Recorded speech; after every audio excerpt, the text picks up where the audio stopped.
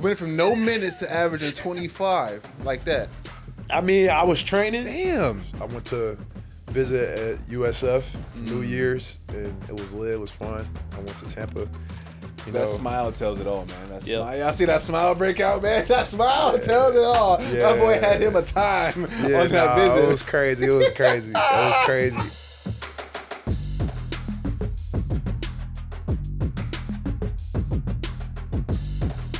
What's good, all my hoopers and hoopettes? And we are back with another special episode of TUF Buckets. I'm your guy, Tone, of course. You guys know that. You knew that already. You wouldn't be here if you didn't know that. All the way to my left, I got my guy, Addison. How you doing, Addison? We're doing great, man. My guy. But, guys, I know y'all see it. New merch. New shirt. He has a new shirt on, not the Oh, same that's shirt, hard. man. I need one. I need the merch. It took us to our sixth episode. It took us a minute. I'm not in the gray joint anymore. We're good. We got Addison a new shirt, man. Merch is coming. It is on the way, guys. I promise you. I know I've been saying that for a while now, but we're figuring it out. And last but not least, we got our special guest of the day. I'm excited for this one, man. Our guy, Zach LeDay. Everybody clap it up for my guy, Zach. My guy. Appreciate you, brother. No, I appreciate you, man. I appreciate you. The traffic. Look, we're gonna start it off the same way every time we come on this fucking podcast. The traffic in Dallas is ridiculous.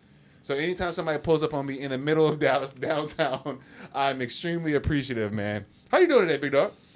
I'm good, man. I'm chilling. Feeling lighter? I know you feel lighter. For sure. Yeah. Whew. Man, I'm on a crazy diet right now, so I'm cleaning out my gut. You know, I'm in summer vibes. You know, trying to. Every summer I'm trying like a new diet and like trying different things. Like as you know, like you age out, you know, you try and just pick up new habits and try new like stuff. You know, so that's what I'm on right now. We are getting up there now. It's crazy, bro. I'm 31 now, bro. It's crazy. I'm a real OG out here. Yeah. Real OG. It's a blessing, though. No, for real, though. It's definitely a blessing. It's a blessing because you are still hooping and you are doing, man, you are going crazy right now. You're definitely a good part of your career right now. I've been keeping tabs ever since I came across you. We met maybe, probably 2 years ago now, a year and a half. Maybe like 2023 or 2022. Around that time period. We really got to know each other on that New York trip. Yeah, facts. When we went to New York, men's league, the biggest AAU tournament ever for men. You know what I'm saying? We got to go play in that Lifetime tournament. That tournament was hard. Y'all was hooping too. Man, we was hooping. That shit was fire. Yeah. That shit was fire. And it led me into the world of men who love basketball a lot and have a little extra change in their pocket. It was, like I said, AAU for men. It was the craziest thing ever. Like, we going out to the club till 4 o'clock in the morning and trying to hoop the next day at like 10 in the morning. The craziest shit ever. Like, what are we doing, guys? Do we want to win or we just out here for fun? Like, we just out here for funsies? All right, bet. Cool. Yeah. But yeah, man, I've never got a chance to actually hoop against you, bro. But I've seen you hoop, and unorthodox, I will say that. Respectfully so. It is. A very unorthodox game. Even Addison was talking about it earlier, man. He was like, yeah, man, does he still not jump when he shoots? Like, I think he jumps a little now. I remember the set shot in college. It's the same. It's the same. I had to speed it up a little bit in different areas, but I still don't jump. I think like a few months ago you had like a game winner off that same no jump shot and stuff like that. So I remember just when Austin introduced me to you, and I looked you up because you know how basketball players are. Yeah. I'm competitive. I gotta see. The world is small. I gotta see what the game is like and stuff like that. I was watching you play. I'm like, what is going on right now? My man is just like, he's scoring the rebound. He's yelling. High energy. Every possession, he's making a facial expression, some crazy. He's yelling. He's in the crowd and all that good stuff. I'm like, okay, fun guy. He's a fun guy. He wants to get out there and hoop. Good energy, all that good stuff. Tell us a little bit about yourself, big dog. I know you're a Dallas native. This is the wise, especially special to us because I'm trying to get all the Dallas guys to show how special Dallas is in terms of professional basketball. Just tell us about your roots, big dog. So I'm born and raised in the city of Dallas. I grew up like in the Mesquite, Pleasant Grove area, back and forth. Like my whole childhood, I was on teams in Mesquite and Pleasant Grove. Yeah. So that's where I started. I really was a football player first. You know, like my dad was a football player, so I grew up playing football. You know, that's what. But y'all know, being here, that's what's first is football. Yeah. So that's how we start the conversation every time on the podcast, baby. You kind of just have to do it. Right. Your friends are doing it. Everybody's exactly. You're going to the games Friday night. Exactly. I mean, and in general, the football league we grew up in, playing in, like the Pee Wee football league we grew up playing in East Dallas, like it was people betting money on it, like dudes. That's crazy. Yeah, bro. it was real ghetto, like, but it was good. It built a lot of character, and we had tough coaches and different things like that. So it was good. I really wanted to play football. I was a DN and a tight end.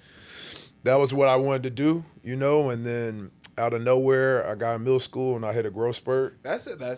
That's all it takes, baby. Yeah, bro. That growth spurt, man. So, but I'm Dallas through and through. It's crazy. I went to 2 elementary schools, 2 high schools, 2 colleges. The journey is crazy. It's crazy. Well, I'm Dallas through and through all around the city, so I can tell you about every part of the city, but I just say East Dallas is easier, Yeah. So for everybody watching, Zach and Austin, which was one of our favorited episodes because of stuff we talked about. This is his cousin. We talked about him on there. In a conversation, he was like, like, man, this man Zach is being more playing time to me. And the coach is my dad. That was the funniest shit. That was the funniest shit it's crazy. It's crazy, like, as kids, like, his dad was, like, my first coach. Yeah. You know what I'm saying? Mm-hmm. So, we just all, like, grew up kind of, like, playing together, like, around each other. Me, him, Julius, you know what I'm saying? And we just kind of we didn't even know, like, what it was. We were just hooping, having fun, and, like, randomly, like, like, you in 5th grade, all you could do was, like, a right-hand layup. So we just showing up, doing layups and shooting floaters. Yeah. That was back when everybody was doing the pro hop. Yeah. Early 2000s, everybody was doing that with the big saggy shorts. Everybody pro hopping. It was, like, crazy work. But, like, basketball was just something fun to do. I was a football. We were all, I like playing football. So that's where, like, my aggressiveness and, like, it's all football. And then when I got to high school, that's when I kind of made the switch. So. Yeah. The Dallas area got a lot of, like, talent, per se, for sure. What were some of the guys you got to compete against at that level? Like, middle school, or you mean like high school? High school. I know middle school with some guys too. Okay, yeah. But you really start getting like competitive around the high school. Yeah, I would say like, the guy, because I'm 2012. Okay. I'm OG. Mm-hmm. I'm 2012. So Marcus was the guy. Marcus Smart. Julius Randle. I'm trying to think. We had a lot of dudes around Texas that time. A lot of dudes. Torian Prince, Marcus Nash. King. Yeah, LeBron. Oh, yeah. LB was the dude. Yeah. That's what I was telling him. I was like, we all thought he was LeBron in Texas. We were like, this is the second coming. Where he was like, because, like, when I got into high school, like, it wasn't really now, like, the basketball scene is established now. It wasn't really established back then. We had probably, like, CJ Miles, 2000. We had got like sprinkle of guys like LaMarcus Aldridge, like Bosh, you know what I'm saying, like Darren Williams, but it wasn't like consistent. Like it was like you get one every like 2-3 years. But when I got in high school, I feel like that's when like I feel like class of 2011 was like really like the first class where like people like came to Dallas and like got players. You know what I'm saying, like a flood of players. And so I'm 2012, so we were kind of following in that class's footsteps for real. But I feel like LB was the first guy that really like popped it off in the city. Like, so 2012, I remember that year vividly. That was the year I got into public school. So I was in private school at first. Then I went to public school because I wanted to pursue basketball, right? And that's when Ball is Life really became a thing. And that boy LeBron Nash's Ball is Life mixtape was a motherfucker. Boy, I remember that vividly. I'm like, who the fuck is this? He's not in high school. He should not be in high school. That makes no sense, bro. Like, it's crazy. LB was, he was 14 years old and walked on a basketball court and scored 30. Yeah. You know what I mean? Like, utmost respect for him. His high school career was elite. Yeah. You know what I'm saying? Sure, like, if you could, like, carve out high school career, like I feel like his would be like something, but in general, we had nobody to really follow like that. We were just all just trying to trailblaze for ourselves. For sure. That class of 2011, I feel like set like, LB was the top prospect in that class. He set the tone, like, and then like we all kind of just were trying to create our own paths for real. And it's dope to look back and see it now. We in 2025, like. They got elite recruits every year, like top 10 in every class, and you seeing top 10 picks every year come from Dallas now. So, go ahead. No, I saw that. I grew up in Austin, and I saw that firsthand. Like, in the state tournament, always we talked about it with Bo, but Dallas and Houston always kind of seem like they match up, but like I remember being like devastated. LeBron Nash like lost in a regional final, like because I just wanted to see him. Yeah. I'd only seen him on the internet, so it's like that's what I remember about. Like, damn, I'm gonna see him in Austin. Fuck, Lincoln lost, you know. But no, the hoop scene, I do think, and then like Keith Frazier too. Like there was a lot of people don't talk about him enough. yeah. Monster. There's just that whole group was Technically related to him. and I wasn't really out here. I was in the vicinity, but it meant a lot to me. And I see it now when we talk to these guys, like what it meant to the Dallas scene. I don't think it's the same today without y'all's group, really. That, like, from really, like, 2008 to, like, 2014 is, like, a real big, monumental, like, swing in Dallas hoops. That's really why I was asking you, bro, because just the guys we've talked, the people we've had on the podcast already, and the people they were mentioning at that time, like, damn, that's a lot of dudes coming on at the same time. Yeah, shit, we forgot Perry. We got to shout out Perry too. Yeah, you know what I'm saying? So, like, at that time period, what is it like? Like, you obviously in the moment you don't know that. You don't know that all these elite ass talented guys are around you. You know what I'm saying? But at the same time, you know there's a lot of heat in the city. You know what I'm saying? Like every game is elite. Every team has a couple Division I guys on them. Like, what is it like? Is it competitive? Are you guys like, you know, talking shit, you know, and on social media? Y'all have social media at that time? Nah, not really. Nah, it was like Facebook. Started. Yeah, Facebook, Twitter was early. Yeah, like, Twitter was early. Yeah. But you guys interacting with each other? Like, what's going on at that time? I wouldn't say we was really interacting with each other. Like, certain guys. I mean, like, when I got when my mom moved to the colony, like my senior year of high school, I got to know Marcus and them a little bit more better. You know what I mean? But in general, like, when I was in DISD, because I went to Skyline for 3 years. Yeah. A lot of people don't really know that because I was like under like kind of recruited. I was like under the radar because the city was hot with LB and all them guys, and so. Skyline was like a football school. We had like we were putting out football, like it was like top 10 football program in the nation when I was there. Yeah. So like people would check for the basketball team like that. Deontay Kincaid. Yeah, Devontae Kincaid. Ole Miss. Yeah. Rashad Sample. Switchblades. Yeah, we call him at Ole Miss. Shout out Deontay Kincaid, man. That name popped in my head. I could not say it. Yeah, Kincaid. That was my young bull. Yeah. But yeah, they had like they whole team was like D1. Yeah. And so like. The basketball team was kind of like an afterthought, you know, like we were just playing, and I was getting really like kind of recognition from the summer a little bit. I was playing with D-Wood Elite. But in general, like us playing against each other, like we didn't know what it was going to turn into. Thanks. We kind of just playing, you know, like we kind of know. This was back when Rivals was big. Yeah. You know, you see a dude picture on the thing and you like, oh, damn, he one of them ones. Like, let me see what he got. It wasn't really like we weren't like camaraderie like that or nothing like that, but everybody was hooping. We all put our hard hats on. We was trying to prove, you know, and then we had a mantle we was trying to carry for Texas hoop because everybody thought it was football. Yeah. You know what I'm saying? So we like, damn, like we got to change the narrative, you know what I mean? Like we got to do something, and like everybody went their separate ways and trailed their own path, you know. So. A lot of different paths, a lot of pros, man. There's a lot of pros. And a lot of y'all have come back too. Yeah. I think that's another big thing is like the young kids now coming up can see y'all. Facts. And like the elite ones like King Grace, I know like hoops with a lot of the pros. And guys like that are getting experience y'all probably didn't even really have, you know, and just think about what that's going to do for Dallas hoop scene 10 years from now. That's facts. I mean, we kind of talked about that like once we started to go our own ways because like when we were coming up, there was never really like a gym to hoop in. Yeah. You know what I'm saying? Like it was like, yo, where y'all trying to hoop at, man? They got an open gym over here. Man, they locked the gym over here, like blah, blah. Because you got to think we're not a basketball, you know, we're trying to find a gym. So we play outside, you know, on the blacktop and stuff, and it's too hot. Yeah. So you're like, damn, like what gym? And so like, people started to finally open their gyms. Like Prestonwood started to open up a little bit. Like some other gyms, like Northwest Bible. You know what I mean? Like then you start going to Lifetime. You know what I mean? But we could never find a gym to hoop in.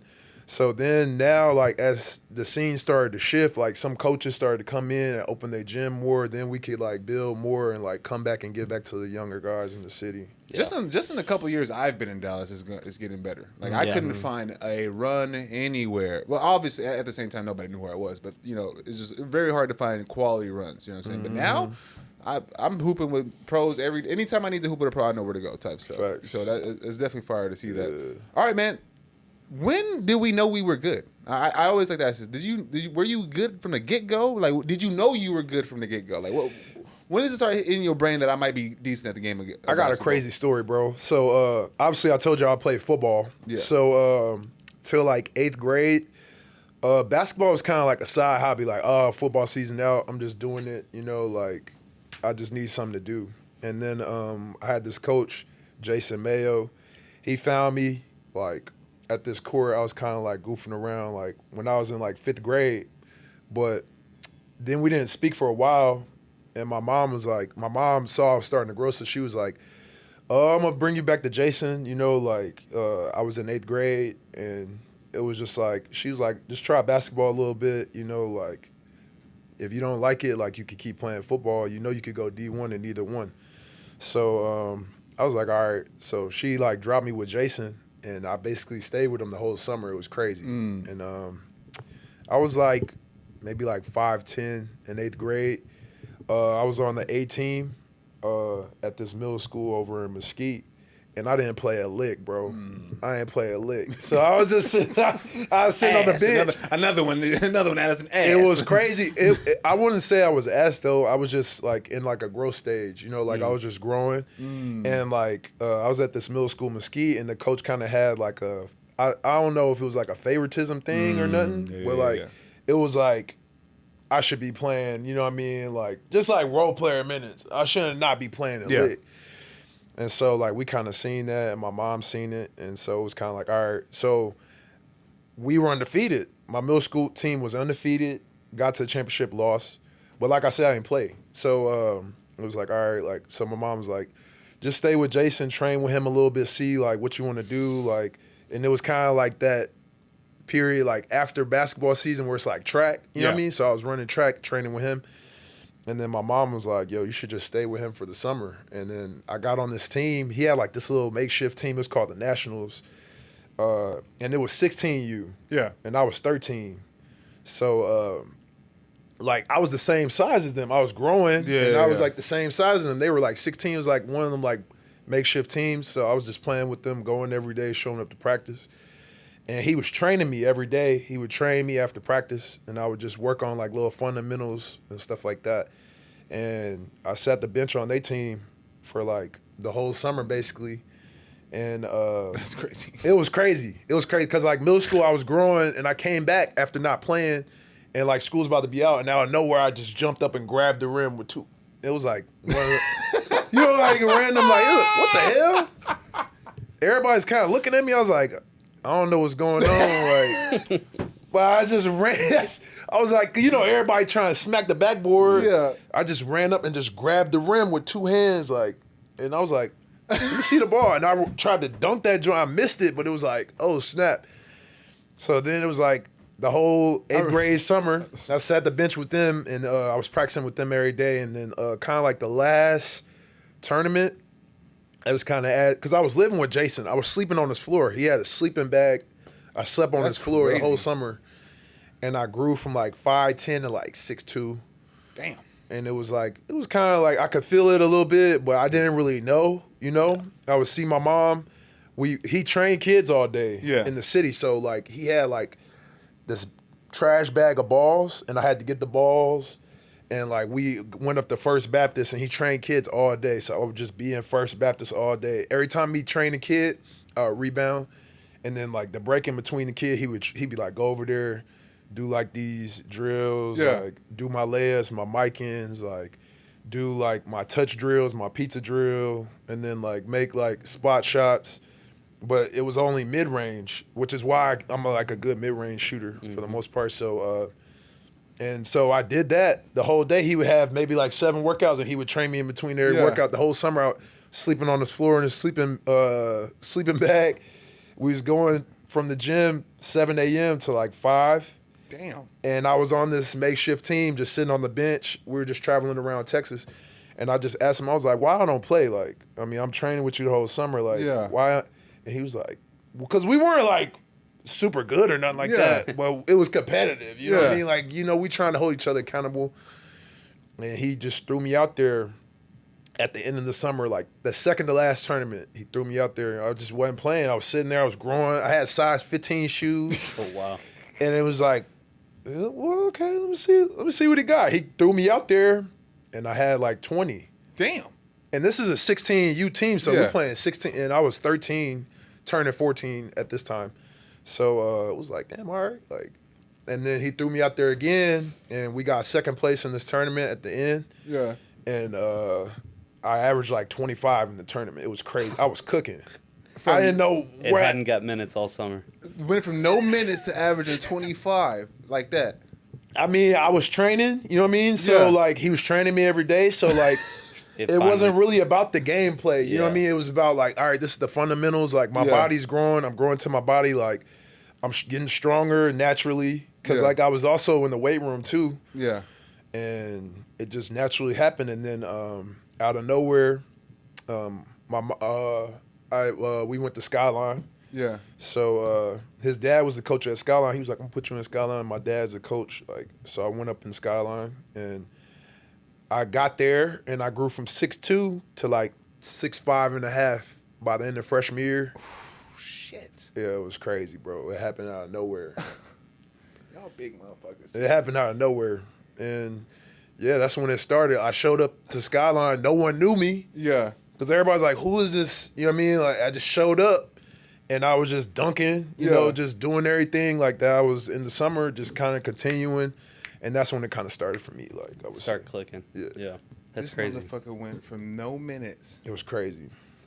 to But at the same time, he's 25. putting in work and developing. I mean, constantly. Yeah, I get it, but first game? Yeah. First No, that's game? That's dope. No, it was crazy. I mean, I had like a base, like foundation. Like Yeah, I could right. do like a right hand layup, like Yeah, because yeah, you know yeah. when you're a kid, like you got what you can do at the park. Yeah. So that's where he found me at, was at the park at Yeah. Gaston Park over there, and so yeah, he just threw me out there, and then I started hooping. I was cooking And at then the that- end of the summer, and then I transferred. I went to Skyline, and I showed up on campus, and Coach Mayo was like, let me see what you got. And I went out there, I was cooking, and he put me on. I was on freshman, JV, and varsity. Damn. It was crazy.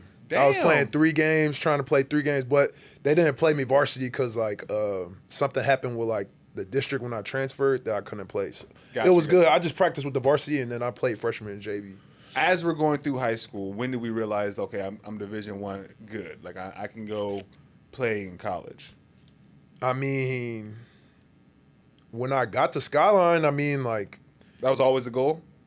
that was the goal. I just kind of was just like watching mixtapes, and I was just like, you know, who mixtape was popping. It was just Ball's Life came around, and then it was just kind of like, all right, I guess this is the path, you know, Yeah. like what these mixtape dudes is doing. Let me see how I That's can funny get as to the biggest stage to hoop, you know, Yeah. like, and so, yeah, I went to Skyline, and I just continued from what I did to that summer Yeah. to there. And after my freshman year, unfortunately, Coach Mayo left.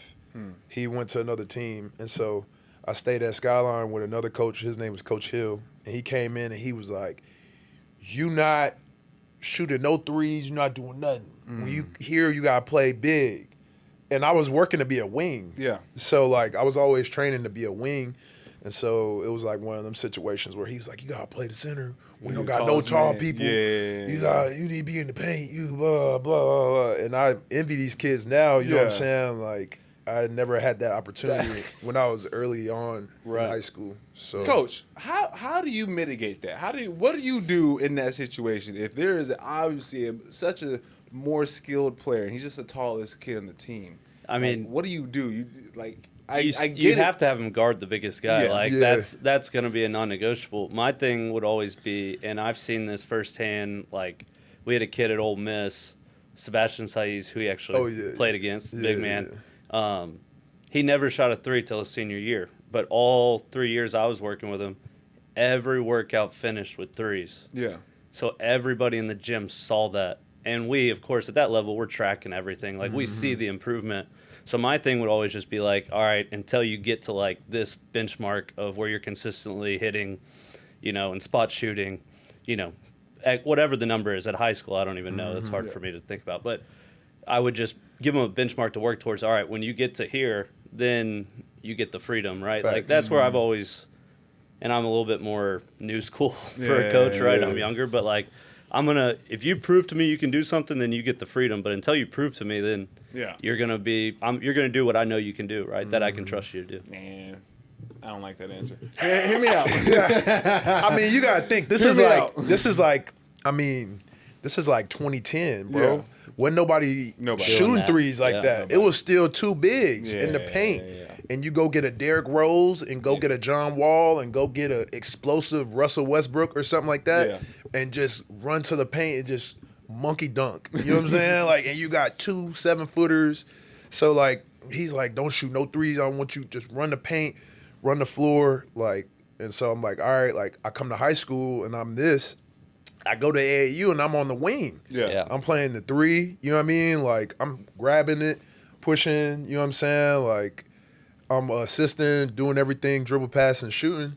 And then I come here and you, like, put me in a box. Right. So, yeah. That's a conundrum. It's pretty trippy. That's kind of the problem with. But also, I'm not agreeing with his coach. I'm like, if he's doing that in AAU and that's what I'm saying. Like, then I'm giving you the freedom. But who's that until on, you though? prove it, is that the coach? Like, you know, go to my AAU. I mean, I don't know. You can't just show your coach. Hey, look my AAU highlights. You know what I'm saying? Like, what? How do you mitigate? As the player, you don't really have much power there. Have nothing. You can't do nothing. It's like, tough. I'm literally like, yo, in the summertime when I'm playing with my AAU coach in front of college coaches, like most likely, I have the ball in my hand and I'm bringing the ball up the court. But when I'm here, because I'm the tallest person, you're putting me in the post. Like, I don't like that. And it's also crazy, like, and all my high school teammates, they dope.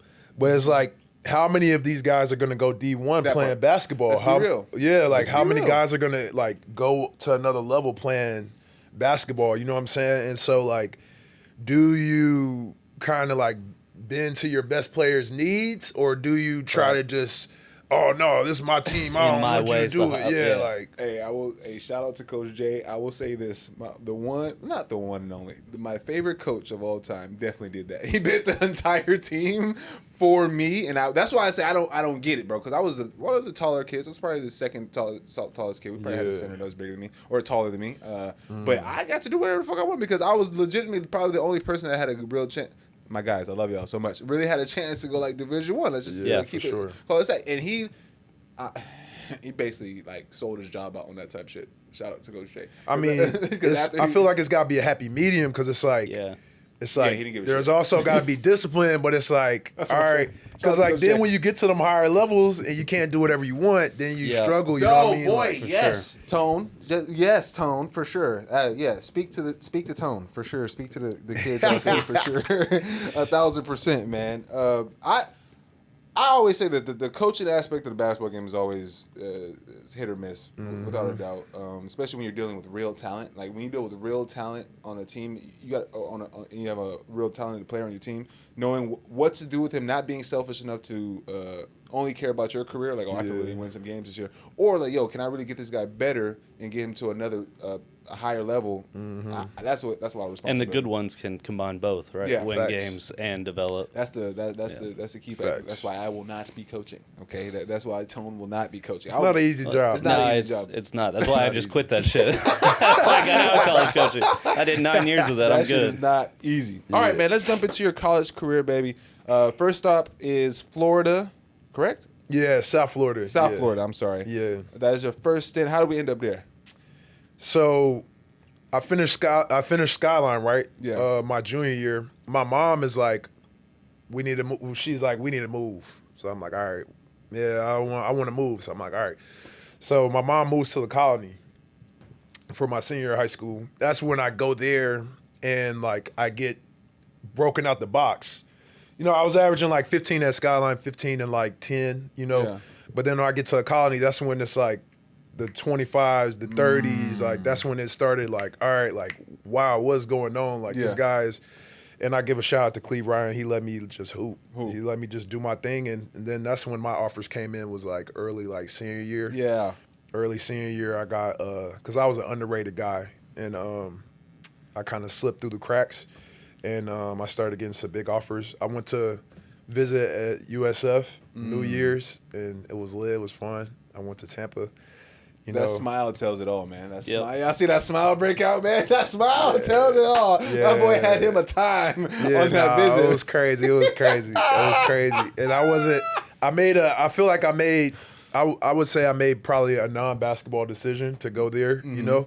I mean, I made a relationship decision because Coach Steve Rockefeller, he recruited me to go there, and he's still in my life today. I met him when I was 16. Yeah. He saw me in a back gym, one of those like kind of Ja Morant situations. He's like, what is going on? I was in a workout in a back gym. He offered me to go to USF, and I accepted it immediately. Yeah. And I was just like, I followed him there, and that took me to VT as well. But that's where I went first, was South Florida, and I went there. And I would say it was a good time for me because, you know, like I went there and like my work ethic was tested. Like I had to work not knowing what the result was going to be. You know what I mean? That's it right there. I had the situation that wasn't in my favor, and I went there and I was going to the gym every night, working, shooting, doing this, doing that, not knowing what the result was going to be, and then I got rewarded at VT. So. Isn't that kind of similar to kind of your 8th grade story you just said? Facts. Right? Like that kind of very similar, it sounds like. Yeah. I mean, like, it's just like, I mean, I went there. We had horses, but we just didn't run. You know, we walked the ball up the floor, and it was just kind of like we played like a slow offense. Like, and I also got to learn about myself. You know what I mean? Like that, like making that decision. Like, wow, like what type of basketball do I fit? You know what I mean? I don't fit basketball like that to walk up the floor and just dribble 50,000 times. But our whole team, like I said, we had horses, but we ain't run. So, and then I announced I was transferring. Coach Rock was going to VT. He said, I'm going to VT. I want to bring you with me. He called my mom. I basically didn't have a choice. I didn't visit VT or nothing. I just showed up. I got the last scholarship. Buzz gave me the last scholarship. And it was an opportunity, and I just went, and I just wanted to take advantage of it. At that time, though, you had to sit out. Was that, like, I know you said you didn't really have a choice. Yeah. Like, was that something when you found that out where you like, God damn, I got to waste a year right now? Like, or was it kind of back to like, shit, now I need the work to play at this level, you know? Like, it probably can be beneficial if you have the right mindset. For me, it was beneficial. You know what I'm saying? Like, I'm coming off of averaging 3 points, you know? So it's like, I need to put in the work. I need to, like, see what's going to go. And you're going to a higher level. Exactly. I mean, what, South Florida, y'all were in? We were in the Big East. This was the old Big East. Oh, okay. So this was like the real deal Big East. Like, so like my college career is kind of crazy because every year that I played in college, I was in the conference of the national champion. So it was pretty trippy. The Big East, it was the old Big East. Then it turned to the AAC. Yeah. That was the first year of that. And but yeah, I'm coming off of averaging 3 points. So like a whopping 3 points. So I'm and like, going to the ACC, yeah. So going to ACC, and I'm like, all right, well, I've been in the Big East. I've been in the conference, of the national champions. So I'm like, let's see what the ACC popping with is. So I'll go there. I show up, and Buzz, it's his first year at VT. Yeah. So he's trying to establish a culture, you know. And I'm coming in. I'm probably one of the oldest guys there. He had all freshmen. He wiped out everybody that was there. Damn. Started brand new slate. So it was really like, this type of situation for me, right? Because like it's no older guys there. It's all freshmen. Opportunity. It's opportunity, you know. Like when preparation meets opportunity, what happens? You know. So like, and so I had the whole year to sit out, and so they're just getting kicked. Yeah. They're getting their ass kicked, and I'm seeing. I mean, Buzz is. I mean. He going crazy every day. He coming in, y'all ain't gonna get me fired. This, that, and the third. Like, and so we had to, you know, change the tide real fast. We didn't have no time, and me and my roommate Seth Allen, shout out to him, we were sitting out, and so we was coming in, putting in work every day, and they was losing. They finished, I think, 2-16 in the ACC. Yeah. You know, last place. So. We had literally, you couldn't go no lower. Yeah. So we was just working every day. We was coming in, putting in work, watching film. Yeah.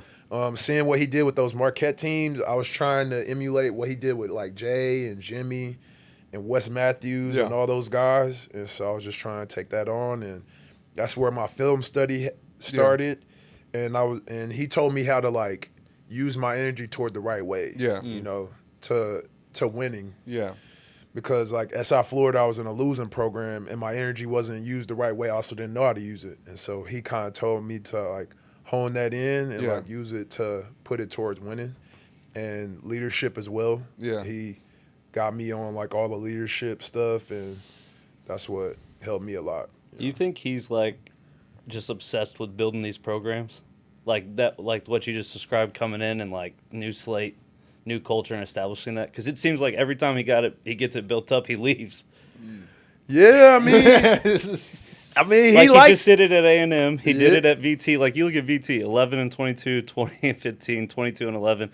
He wins 20 games every year after winning 11. Mm-hmm. Goes to A&M, same shit. Goes to Marquette. I mean, they're rolling the whole time. But, like, it's like he's, like, kind of sick in the head. Like, once he gets it right, he's like, I got to go fuck this shit up and go somewhere else. Yeah, man. It's not a challenge no more. Yeah. I mean. But obviously he's great at it. Exactly. Yeah. I mean, that's what he does. I mean, he's elite at that. You know what I mean? Like, I put him at the top tier in the country with that, you know. In terms of program building, just building a culture. He just sets a standard. Yeah. And every day you walk in this door, like, this is your price of admission to get in. And if you're not holding yourself to be at that standard, like, you can't be here. Which is why, like, the turnover is fast.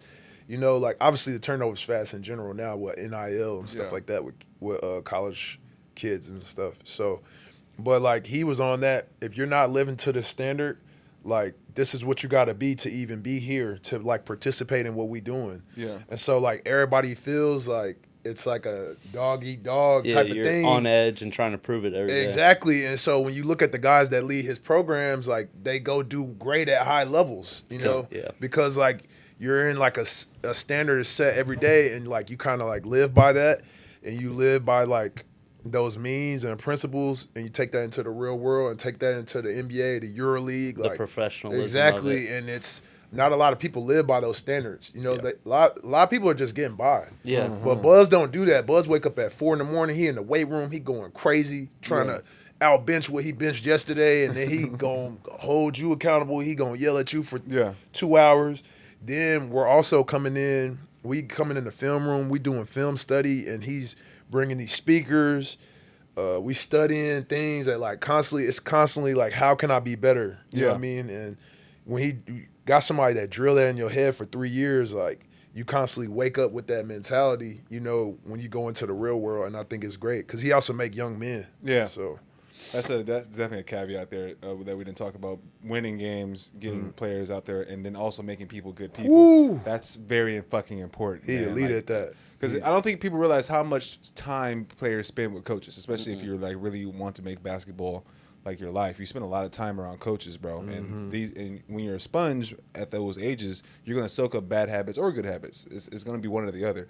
So and I know for a fact, I know a lot of guys who fell to the wayside because of that type of stuff. And then opposite end of the spectrum also. There's definitely good and bad ways to go about coaching. So don't just be a coach for no fucking reason. All right, make sure you know what the fuck. I don't know. Let me shut up. I don't know. I mean, it's gonna be it's gonna always be like that. It's gonna be always sure. people doing it for the wrong reason. It's on like people to find, you know, good people. Yeah, you know what I'm saying? It's tough, but there's also a lot of good people. I feel like there's more good people than bad than when we were coming up. You know what I'm saying? Like, there was a lot more people that were like, you've never played basketball in your life. And you telling me not to shoot a three-pointer? Like, what? You know what I'm saying? Like, it's like, what are you doing? Like, do you know that Steph Curry is going to change the whole landscape of the game in 2015? Obviously, no one saw that, but, like, still in 2008 and, like, 2010 and stuff like that. But, you know, like, don't keep people in the box. You know, do it for the right reasons. You know, try to help people, you know. So, in that transition, we obviously saw a jump in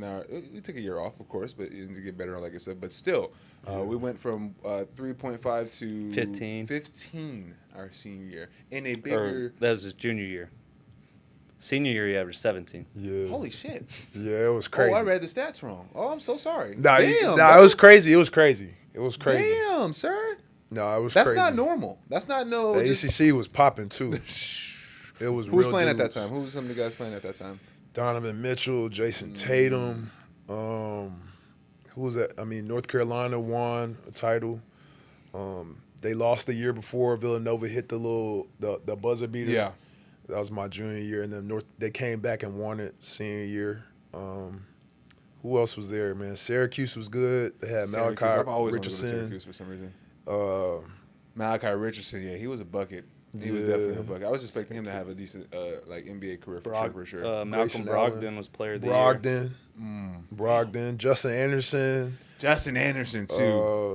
Jaleel Definitely Okafor. Like it was Yeah, the ACC was a whip. Yeah, The ACC was stupid. Justice Winslow, guys like that's a lot. You of competing dudes. with him, bro. You competing with all these guys, man. That's the whole point of tough buckets out here, bro. That's the whole point. You ain't gotta have no big name to be no tough bucket. You feel me? Averaging 17 as a senior. Hold on, bro. 17 as a senior. That's His sophomore year. from sophomore year, bro. Yeah, it was crazy, bro. Like, I mean, He made a 12-point jump from his sophomore year to his junior year too. What is going? it was real work done, bro. It was- I understand, but when this is going on down at that time, are you realizing what you're doing? Are you like feeling yourself? Like you really went from 3 to fucking 15. I feel like in general, I just locked in. Like I locked in like on another level. I mean, I love Blacksburg. It's a small college town. You know what I'm saying? But it wasn't Florida. You know, Yeah. I was at Florida. I was in Tampa. I was, oh my God, I'm from Dallas. What the hell? Like I was in, and then when I got to Blacksburg and we out in the woods. Yeah. So I was like, wow, like this is just different. I'm You just go gonna back to live the in. gym. I just lived in the gym. I literally lived in the gym. I had a blanket. I had a pillow. I had my little Fire Stick joint, and I was watching videos. I was watching constant videos on like how to improve, how to get better, how to tweak little things in my game, and stuff like that. And yeah, it was crazy. I That's walked. an insane jump, bro. Yeah, I got to VT, and I was ready. I was hungry. I wanted it real, real bad. In my first game there, I had I think like 28 and like 15. It was crazy. It was crazy. Shit. It was crazy.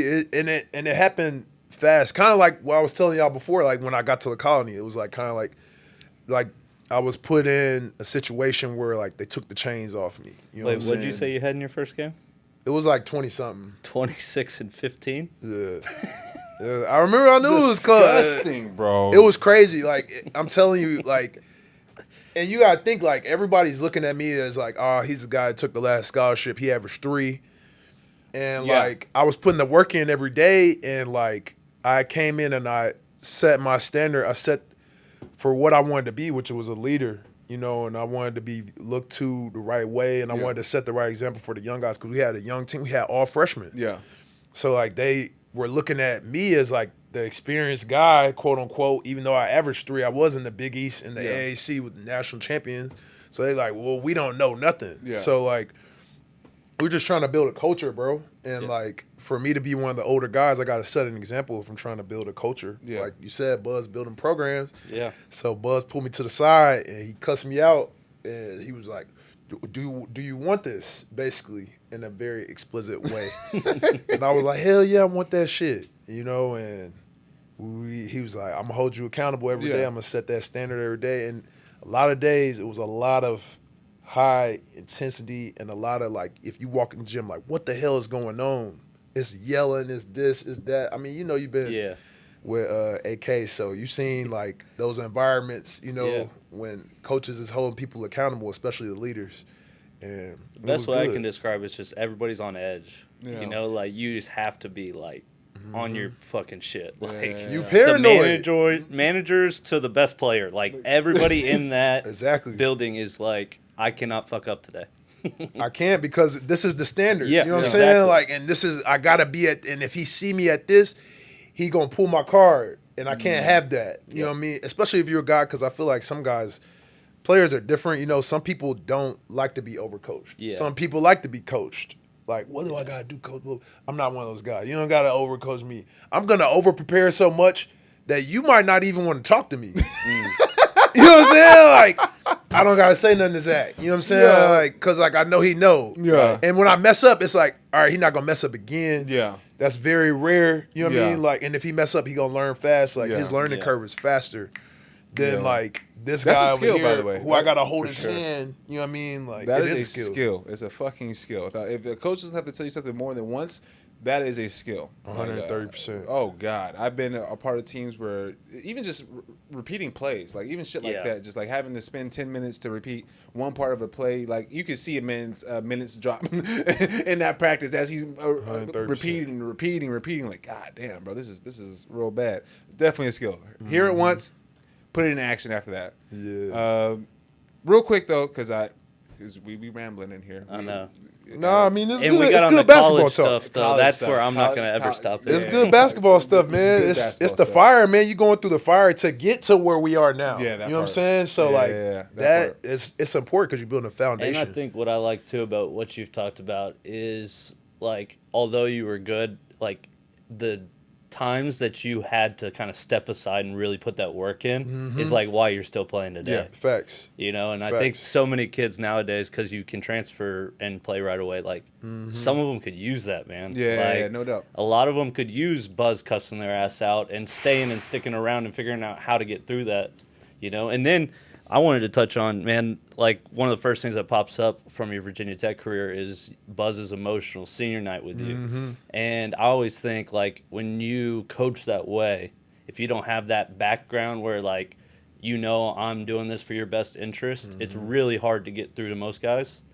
But, like, seeing that, you can tell, like, what y'all went through together. Facts. I mean, like I said, 2-16. Yeah. You know, at the bottom, you're a bottom feeder of a power conference. Yeah. ACC was the number one conference in the country back then. Yeah. SEC was like right there, but the ACC was like, Yeah, it was like every team had an NBA guy. Yeah. You know what I mean? Like, so We it didn't was even like mention Malik Beasley, who's Malik in the news Beasley, right now. Dwayne Bacon, Yeah, Jonathan that whole- Isaac, Terrence Mann. Terrence Mann. That whole Forest. I You know just what had I'm to throw saying? Malik It's in so there. many guys, like, it's guys that we gonna keep forgetting. You know what I'm saying? Like, but like, so like we started and we like, man, like we at the bottom and like Buzz is honing in on me. He see that I want it bad. You know what I mean? And he like, man, you ain't gonna do nothing, man. Blah, blah, blah. And then I come out 26 and 15, and we doing the boot camps. I'm sure you've seen his boot camps online, Yeah. his crazy stuff. You know what I mean? I'm the leader of that. Yeah. You know what I mean? I'm running through carrying guys. You know what I mean? He calls it carrying guys water. You know what I mean? Like, and I'm the leader of that stuff. You know what I mean? So it was like, okay, like he the leader of stuff. Is it actually gonna translate? You know, like, and then the game happens, and then the next game happens, and the next game happens, and it's like, all right, well, here we go. Yeah, you know, it's it's time to not go. 3-point game guy no more. You're Yeah. the leader of this, and you're going. Everybody's looking at you, and you going against Jason Tatum. Yeah. You going against Donovan Mitchell. You going against the Florida State, Jonathan Isaac, Dwayne, Malik Beasley. You know what I mean? Like, so like it happened fast, but it was fun, and you know it was crazy because, like I said, like nobody expected it. Yeah. It's probably very rewarding. Exactly, exactly. And then, you know, going to a school like VT and to take them to those heights, you know, you could do it anywhere. You know what I mean? That's the next thing. So after when we are experiencing all this success, especially individually and stuff like that, what are we feeling about the next level? Knowing that through you and through your leadership and through the stuff that you already, you know, persevered and did on your own, what are we feeling about what we can do the next level? How can we translate this to the next level? I would say, like, I was just kind of like in the now, and I had I had a good routine. I built really good at work habits. So I was just taking it day by day. You know what I mean? Like, all right, once my season ended, we lost to Wisconsin in the tournament. Then it was like, all right, what's next? That was my mentality. Like, I didn't want to stop. What's next? So I was just working out every day, and then we went to Portsmouth. You know, it was like, all right, you could go to Portsmouth and play, like, blah, blah. I went there, hooped there. You know what I mean? Like, they were like, yeah, man, that's where people get drafted at Portsmouth. And I went there and I hooped. I killed there. Yeah. And I didn't get drafted. So then again, Were you invited to any workouts or anything like that? Yeah, I did. I did like 8 workouts. Okay. It was cool. I mean, I got first team on Portsmouth. Yeah. So that was big. And so I went to the workouts, and I was basically just an undersized guy, tough guy. I didn't shoot no threes like that, like at a high clip. So I had like a lot of like rough edges around my game, and I was just running through people, just scoring these points in this funky, unorthodox way. Yeah. And so it was like, all right, like how can he fit? Like I don't get it, you know. Like I didn't have a position, you know. So it was like, You definitely don't have a position. I never had a position my whole life though. Yeah. So like starting at Skyline, that was my first time playing the 5, and I'm not even knowing that I'm gonna be playing 3 through 5 as the rest of my career. You know what I mean? So it was actually good for me to get that experience early in high school. But yeah, I went to the camps, I went to the workouts, didn't get drafted.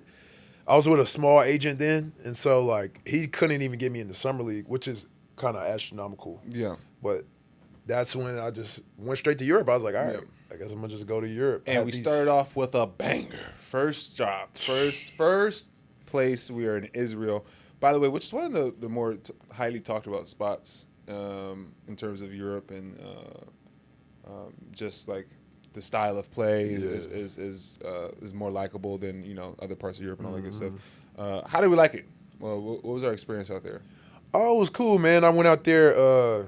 I was the only rookie in the league at the time. It was like a big like emphasis on, oh, we don't want to take rookies. Y'all too young. Y'all can't, adjust faster. So, but this coach Ariel, he believed in me. You know, he called me. He was calling me all summer. I was just not paying attention. And then I finally answered the phone. He's like, "We want you to come." Blah, blah, blah. So I was like, "Looks like a good opportunity." I saw this guy. His name's Eric Griffin. He got a 2-way contract from that team. So I was like, maybe I could do that. Yeah. You know, that's how I looked at it in a sense. Like it's an opportunity. So, and I went there and it was a rude awakening. My first 3 months, I was like, man, I'm ready to go to the crib. I'm not even gonna lie. You know what I mean? Like I was ready to dip. And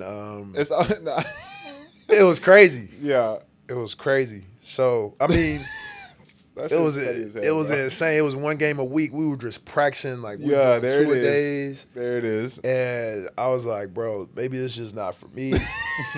He keep telling me I'm a rookie and that I ain't. And I'm like, maybe you right, bro. Like, I don't know. I just went through buzz and I feel like I could do anything. But the way you acting, maybe you right. But yeah, I mean, no, it's crazy because like I was hooping solid. You know, like I wasn't doing too much. I was probably getting like 20 minutes a game, and we were just losing. Yeah, we were losing, and we were like bottom of the league, and we had a guy. He got bought out from our team. Yeah, he was tough. His name's Tyler Stone. Shout out Tyler Stone. He got bought out from our team and went to Japan, and when he did that, I went and I talked to coach. I went and I'm a rookie. You know what I mean? Like don't nobody really like. And I was like, Coach, like, I got to talk to you. And so I went in there and I said, Coach, you playing me at the 5, I'm a 4. The only reason I was able to play the 5 at VT, we were 5 out. I mean, obviously, you remember when we played against y'all, we didn't have a 5. Yeah. You know I mean, we played 7 guys. Like, we just figured it out. And Buzz don't have positions, so he plays small ball. So that's what he does. So I was like, Coach, you got to put me at the 4. I'm a 4. He was like, man, I don't know, man. Blah, blah, blah, blah. I was like, Coach, man, you gotta trust me. Yeah. I said, we're last in the league. Like, what's the worst gonna happen? Exactly. Like, so we went out there. He put me at the 4, and we played against like We played against like probably like the 4th biggest budget team in Israel, and I had 20 and 10, and everybody's kind of looking at it. I was like, and we won by 20, and it was like, well, we last in the league. Like, what's going on? Like, yeah. Then the next game, we played against the 2nd biggest team in Israel, Jerusalem, and I had 22 and 20. Then he was like, all right, I'll leave you alone. It was crazy. It happened fast. It was crazy. It happened fast. First player in that league's history to have a 2020. It was crazy. I didn't even know I had it until they told me. They pulled me to the side. I was like, what's going on? And they were speaking in Hebrew, and I was like, what's going on? Like, it was just all adrenaline and just going out, just playing for my teammates. And then we went on a win streak. We went on like a 10-game win streak. And then we all grew together, that group.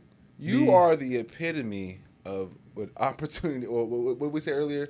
When a preparation meets opportunity. You are the epitome That's of my that life, shit, bro. Yeah. That's my life. That is so fire, bro. Every time opportunity, you take the fuck off.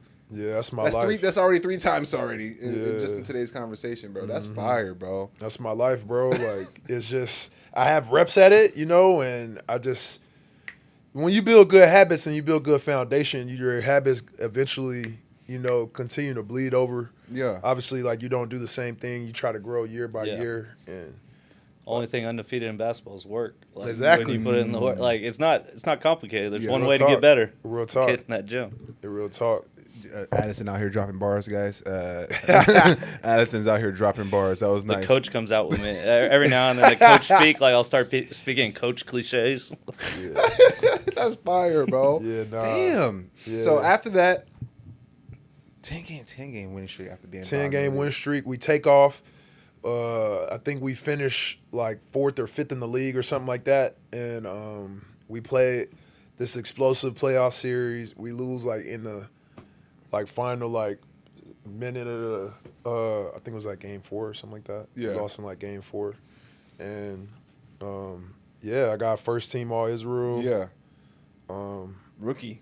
Yeah. As a rookie, it was like there was no rookies in the league. It was just me. So it was crazy. And then my career just took off from I was about to say it exploded from that point on. From I that point ain't- on. So. yeah. But one thing that I did notice about your career is that you got a multiple year contract, like from Partizan, right? Mm-hmm. And that alone should let you know the type of like player you are and the type of success you've had in your career.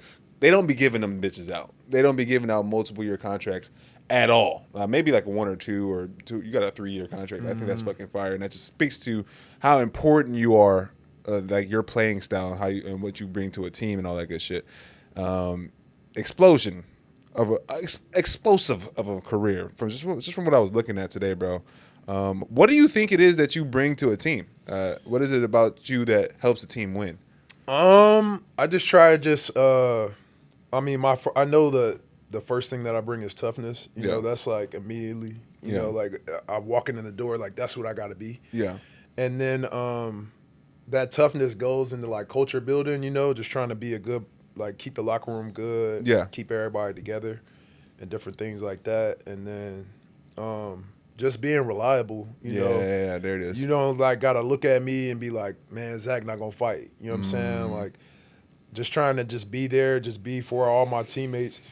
Being a reliable, everyday guy. Yeah. I feel like that's what I was able to build going back into college, you know? And that's what I just been able to bring into my professional career. We talked about that last episode, just being a good person and being reliable and just being not an asshole. A professional, yeah. Being a fucking professional takes you a long goddamn way. Yeah. Don't be That's fake. That's you know? basically 3 guys in a row that Yeah. had that answer between Sig, him, and Michael. Yeah. Yeah, like don't be fake. I mean, be yourself. When things need to be said, say it. Yeah. You know, and just be an everyday guy. Be somebody that I love that. you would want Yeah. people to respect. You know what I mean? Don't have no flaw in you. You know, and just move correctly and just be serious about what you're doing and set a standard every day. And just like I said, it's culture building. So. All right, the one thing that I saw that stuck out immediately to me, and this is very recent, is on Wikipedia it says EuroLeague 50-40-90 Club 2025. That's hard as fuck to do in the NBA. And I would imagine, I don't know the percentages off the top of my head, but I would imagine that's harder to do in the EuroLeague. It's extremely hard. Like, it's been a couple years I've been close, and like I'm like, all right, dang. Yeah. You know what I mean? But like, I mean, I just tried to this off season. I lost my dad the past year. Yeah. So like, I appreciate it, bro. So it was really like, I kind of locked myself in the gym, turned out the lights. It was like, this is what I really want to do. Yeah. You know, I had a different purpose, move with a different purpose, and so I really wanted to like take like my game preparation, my everyday stuff, and like, is there another level I could tap into? Yeah. You know? And I played with a great teammate, Nikola Mirotic, this year. I learned an immense from him. It was crazy, like to see him every day. Like he was somebody I was always chasing and competing against.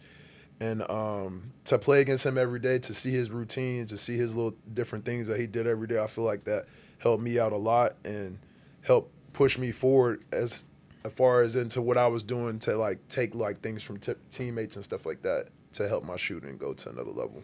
Yes. Yeah. Tough buckets, man. This is the whole point of the show, man. We want to highlight guys that don't get highlighted enough. All right. So, name to me a couple of players. Feel free. You've never played against me. I'm not gonna do it. I was gonna try to squeeze my way in there, but what I'm saying, we never played against each other.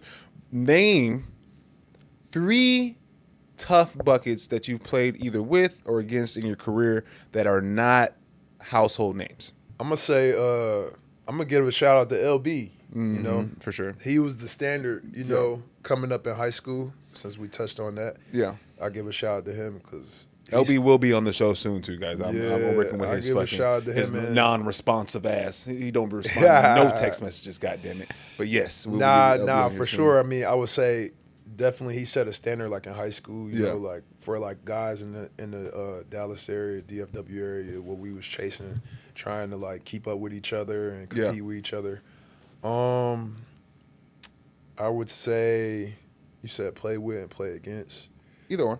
I'll say Kevin Punter. Kevin Punter, nice. Kevin Punter, I'll give him one of the toughest buckets I played with. Yeah. I mean, he probably the best like scoring guard I played with. Really? Like, man, he could do it any level. Yeah. Any time. He steps up big moments.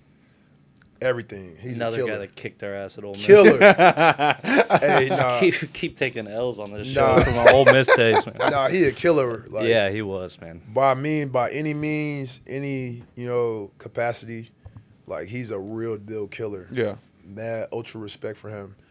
And then let's see, I said LB, KP. Let's go with. I love Kevin Punter's game too, by the way. I just wanted to throw that in there. Yeah. Let's go with Nigel Hayes. Nigel Hayes, he's just got a contract. Just got a contract. I'll go very with him. well deserving too, for sure. Yeah, I'll go with him. He's extreme respect for him and what he's been able to do for his career. Respect his work ethic a lot and stuff like that. We played together in Lithuania. Mm-hmm. He became one of my good friends. So major respect. I like forms. Mm-hmm. He has a inward spiral on his shot because he shoots with his elbow out on purpose. I remember I'm on YouTube all the time and watching trainers. Just like he was working with some trainer who basically taught him how to change his shot up a little bit, and basically he shoots with his elbow out on purpose, and he like flicks his hand in, and the shot and the ball goes this way, and he is one of the best jumpers in the Euro League type stuff. Mm-hmm. And I'm like, that's funky. That's extremely funky. Because how you're taught to elbow in, all that good stuff, all that stuff. He right out with on purpose type stuff and just cashing that motherfucker. I thought that shit was fucking crazy. And also he's a really good player, bro. I was following him all the way through college. He's a worker, crazy worker. Yeah. Crazy worker. He's one of the guys that I feel like our work ethic is like same type. Yeah. You know what I mean? Like, how you had teammates there, you like, damn, all right, he's one of them ones, like, he gonna work. Like, yeah, for sure. For sure. Mm-hmm. All right, Zach. Like I asked, I gotta get up out of here. And I do also want to get in this traffic and get it out the way. Once again, brother, I do appreciate you pulling up on us. Appreciate you, bro. Gonna have to get you some merch because he do be fashioned out. I remember we was in New York, bro. Your ass went out to buy an outfit just to wear that day, just so we could go take pictures somewhere or something like that. Like, yeah, fashion icon over here for sure. And that's probably when your time in Milan. Milano, is it Milano? Yeah. I know you got a lot of from there. Woo. The Final Four appearance and all that good stuff that we didn't get to touch on, unfortunately, because we be rambling. This is what I be talking about, fellas. We be rambling. We don't get to touch on all the good stuff. That's cool, right, man. I'm around. He started talking Buzz Williams. My eyes lit up. Yeah, I'm around, bro. I'm around. We could always tap in. And that's the point here. I'm really trying to make this a regular. I'm trying to get these guys on here to talk a little bit more, so you guys understand the European side, the other side of the NBA, other side of basketball besides just NBA and all that good stuff. It's definitely a dope place to be and know about. But with that being said, you got anything else going on in your life besides basketball you want to shout out right now? Any businesses, any programs you're working with that you want to shout out? I'm working with Paluvas. Okay. These little toe shoes. Okay. So I want to shout out Paluvas. Paluvas, that's what's up. If you need a discount or whatever, you can use my code Zach, ZACH, capital L 10. Fire. I would definitely make sure that's in the video for you, big dog. For sure. Again, brother, appreciate you. Addison, you have a good day, big dog. I appreciate you. I know you got to get in this car right now. Let's have some safe trips. Me and you both going somewhere. I am going next door to Kitchen and Cocktails. Okay, that's where you will see me at, grabbing me a Douce. Okay. Yeah, boy. Okay.